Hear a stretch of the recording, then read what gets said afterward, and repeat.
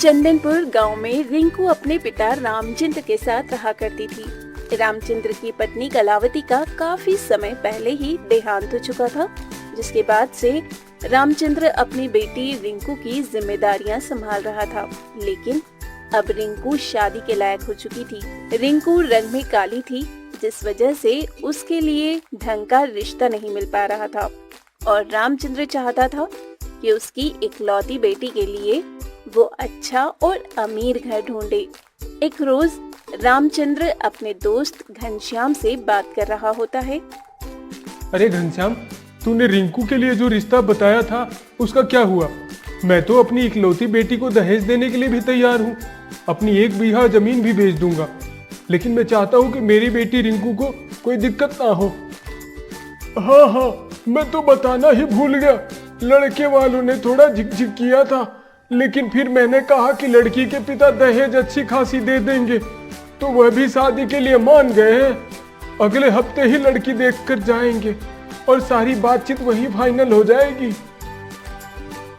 अरे यह तो बहुत अच्छी बात है। बस मैं अपनी बेटी की शादी कर दूं, उसके बाद मेरे सर से बोझ उतर जाएगा। तू चिंता ना कर, सब हो जाएगा और बात भी बन जाएगी। मैं अपने तरीके से बात करूंगा लड़के वालों से। घर परिवार बहुत अच्छा है और लड़का तो इतना सीधा है कि पूछ मत, बिल्कुल अपनी बिटिया की तरह। और क्या चाहिए? घर परिवार अच्छा हो और मेरी बेटी की निभ जाए। रामचंद्र को तो पहले ही लड़का पसंद था और लड़के वाले का घर परिवार भी अच्छा था। अब अगले ही हफ्ते लड़के वाले रिंकू को देखने आते हैं। आइए भाई साहब, बैठिए, मैं चाय नाश्ता मंगवाता हूँ। अरे नहीं, इन सब चीजों की जरूरत नहीं है, आप भी बैठिए। यह मेरा खास दोस्त है और मैं तो इसे बचपन से जानता हूँ और बिटिया तो मेरे नजरों के सामने बड़ी हुई है। मुझे भी रिश्ता मंजूर है। मैंने बिटिया को फोटो में देखा, मुझे बिटिया पसंद आई। वह मेरी बेटी का रंग थोड़ा सा डाउन है, आप लोग अभी देख लीजिए। बाद को मैं नहीं चाहता कि किसी भी तरह की दिक्कत हो उसे या आप लोगों को। अरे भाई साहब, यह तो आपका बड़प्पन है जो ऐसी बातें कर रहे हैं। मैंने सब कुछ देख लिया है, बस आप सामने से लड़की दिखा दीजिए। पहले भी हमें लड़की पसंद है और अब दिखाने के बाद भी पसंद होगी। रिंकू को देखने लड़का और लड़की के पिता अशोक आए होते हैं और वो रिंकू को सामने से देखकर रिंकू को पसंद कर लेते हैं। रिंकू वाकई रंग में काली थी, लेकिन वो बहुत सीधी और समझदार भी थी और इस रिश्ते को जल्द से जल्द पक्का कर दिया जाता है। रामचंद्र अपनी बेटी की शादी तो करता है, लेकिन शादी में घर के सामान से लेकर दहेज तक अच्छा खासा देता है। अब रिंकू शादी के बाद अपने मायके से विदा होकर ससुराल पहुंचती है। अब जब रिंकू की सास कोकिला रिंकू का घूंघट उठाती है, तो वो घूंघट उठाते ही 2 कदम दूर हो जाती है और हाय तौबा करने लगती है। अरे राम रे राम, ये कैसी लड़की उठा लाया? बाप ने दहेज तो ठीक दिया है, लेकिन दहेज के साथ ये लड़की ऐसी लग रहा है कोयले की खदान से उठा कर लाए हैं इसे। इतने लोगों के सामने तुम्हारा ड्रामा चालू हो गया, बाद में यह सब नौटंकी करना। अभी बाद की रस्म पूरी करो। हाय तौबा, कोकिला बहन सच में कितनी काली बहू लेकर आई हो। लगता है दहेज की लालच में कुछ भी उठा लाई। लड़की लड़के को पसंद है, लड़की मुझे भी पसंद है, और अगर लड़की किसी और को पसंद नहीं तो अब शादी हो चुकी है, तो बातें बनाने का कोई फायदा नहीं। तुम्हें तो मैं बाद में बताती हूँ, अभी रस्म पूरी हो जाने दो। ये कोयले की खदान से जो तुम बहू उठाकर लाए हो, इस पर तो सारा मोहल्ला थू थू करेगा। कोकिला अपनी काली बहू को देखकर उसे खूब खरी खोटी सुनाती है। ये सब सुनकर रिंकू को बहुत बुरा लगता है, लेकिन रिंकू को पता था कि उसका रंग काला है, जिस वजह से वो बचपन से अपने रंग रूप के ताने सुनती आई थी। अब रिंकू अपने कमरे में पहुंचती है तो रिंकू का पति मोहन रिंकू से बड़े ही प्यार से कहता है, रिंकू, तुम्हें माँ का तो बुरा नहीं लगा? माँ की आदत है बिना बात के बोलने की। तुम उनकी बातों पर ध्यान मत देना। मुझे तुम पसंद हो और तुम्हें मैं, बस इतना ही चाहिए। नहीं नहीं, मुझे माँ जी की बातों का बिल्कुल भी बुरा नहीं लगा। मैं तो अपने रंग रूप के बारे में बचपन से लोगों से सुनती आई हूँ।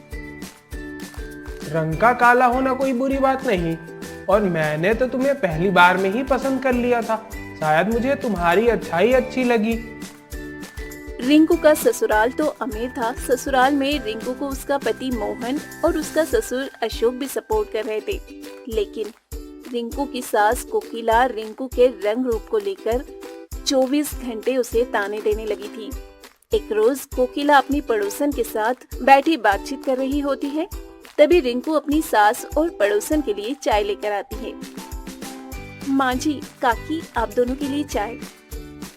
अरे नाना, मुझे नहीं चाहिए तेरे हाथों की चाय। अरे तू तो खाने को हाथ लगाए तो वो भी मैला हो जाए, इतनी भद्दी दिखती है तू। चली जा मेरी नजरों के सामने से। अरे नहीं नहीं कोकिला की बहू, तेरे हाथों की चाय मुझे रास नहीं आएगी। अरे कल मुही करम जली, तुझे मेरे ही घर आना था, दूर हो जा मेरी नजरों से। रिंकू को अपनी सास और पड़ोसन की बात बुरी लगती है, लेकिन बेचारी क्या करती। जब वो इतना ताना सुन ही रही थी तो 2-4 ताने और से ही। एक रोज रिंकू को मोहन घूमने बाजार लेकर जाता है। बाजार में मोहन को उसकी कॉलेज की 2 लड़कियां मिल जाती है और वो मोहन के पास आती है। अरे मोहन, तू तो छुपा रुस्तम निकला, किसे गोलगप्पे खिलाने लाया है? स्वाति, तू यहाँ?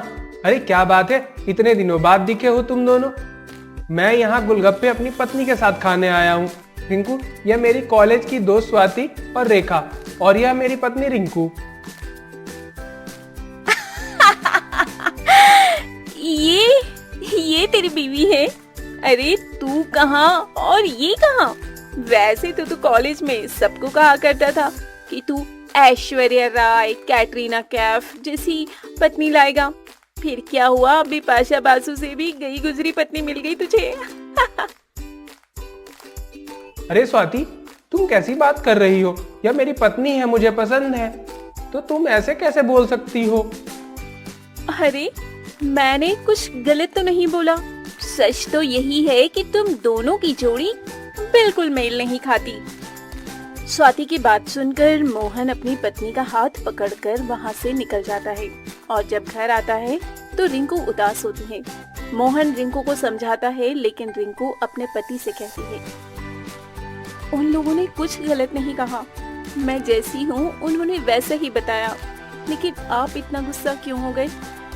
अरे बोलने का तरीका होता है, उन सबको छोड़ो और तुम मुझे यह बताओ, तुमने बीच में पढ़ाई को छोड़ दी? तुम मेडिकल कर रही थी ना? पापा जी ने मुझे सब बताया था। वो पढ़ाई मैंने कब की छोड़ दी, अब मेरी शादी हो चुकी है। मैं अपने घर परिवार गृहस्थी में समय देना चाहती हूँ। बिल्कुल भी नहीं, मैं कमाकर तुम्हारे मेडिकल का खर्चा उठाऊंगा और तुम्हारे डॉक्टर बनने का सपना पूरा करूंगा। मोहन रिंकू को बहुत सपोर्ट कर रहा था और वो अब रिंकू की मेडिकल की पढ़ाई शुरू करवा देता है। रिंकू भी पढ़ने लिखने में तेज थी और तो और कुछ ही महीने में रिंकू अपने मेडिकल की एग्जाम भी क्लियर कर लेती। लेकिन इसी बीच रिंकू के गांव में एक महामारी फैली होती है, जिसमें गांव के हर दूसरे तीसरे आदमी को खांसी हो रही थी और ये खांसी इतनी ज्यादा तेज हो जाती थी कि खांसने वाला कई कई मिनट तक खांसता रह जाता और ये खांसने की बीमारी कोकिला को भी हो जाती है। तुम दूर रहा करो, और तुम्हें कहा है कमरे से बाहर मत निकलो। गांव में हर दूसरे तीसरे आदमी को यह खांसने की बीमारी लग गई है। यह किसी महामारी से कम नहीं है और तुम अब घर के लोगों को भी यह बीमारी करवाने वाली हो। मोहन और बहू तो घर में है, नहीं वरना तुम उन्हें भी यह बीमारी लगा देती। ये कैसी बातें कर रहे हो तुम? छुआछूत कर रहे हो अपनी पत्नी से। मैं सच कह रहा हूँ, कोई छुआछूत की बात नहीं है। अगर यह बीमारी मुझे मोहन या बहू को हो गई तो फिर बढ़ती चली जाएगी। कोकिला को अपने पति की बातें बुरी लगती है। वहीं दूसरी तरफ कुछ ही दिनों बाद रिंकू अपनी पढ़ाई शहर से पूरी कर आती है और वो अब डॉक्टर भी बन चुकी थी। लेकिन जब रिंकू गांव में आती है तो लोगों की खांसी की बीमारी के बारे में उसे पता चलता है और वो अब गांव में एक शिविर लगवाती है जिसमें सभी की जांच की जाती है। और रिंकू गांव में बढ़ रहे इस महामारी का समाधान ढूंढती है और इसके इलाज के लिए शहर से कई डॉक्टर आते हैं और गांव के लोगों का इलाज करते हैं। हालांकि सप्ताह भर के अंदर ही गांव के लोगों में सुधार दिखता है और कोकिला भी पहले से ठीक थी। बहू, तूने तो चमत्कार कर दिया। पूरे गांव के लोगों को तूने जिस तरह से ठीक किया है, हर कोई दुआएं दे रहा है तुझे। आपकी बहू तो डॉक्टर बन गई है, अब वो बुरी से बुरी बीमारियों का इलाज कर सकती है। बहू, मैंने तुझे कितना गलत बोला। तेरे रंग रूप को लेकर हमेशा तुझे सुनाती रही, लेकिन तूने सब बातों को पीछे छोड़कर आगे बढ़ने का फैसला किया और मेरे बेटे ने भी तेरा साथ दिया। तभी तो आज जो लोग तुझे तेरे रंग रूप को लेकर ताने दिया करते थे, आज वो ही तेरी तारीफ करते नहीं थक रहे। इस घर में मेरा फैसला कभी गलत हो ही नहीं सकता, पर रिंकू को बहू बनाने का फैसला भी मेरा ही था। क्यों रिंकू बहू, सही कहा ना मैंने? रिंकू बेशक काली थी, लेकिन रिंकू के हौसलों को उसका पति मोहन उड़ान देता है और जल्द ही रिंकू भी अपने पति का सपोर्ट पाकर अपने डॉक्टर बनने के सपने को पूरा कर पाती है।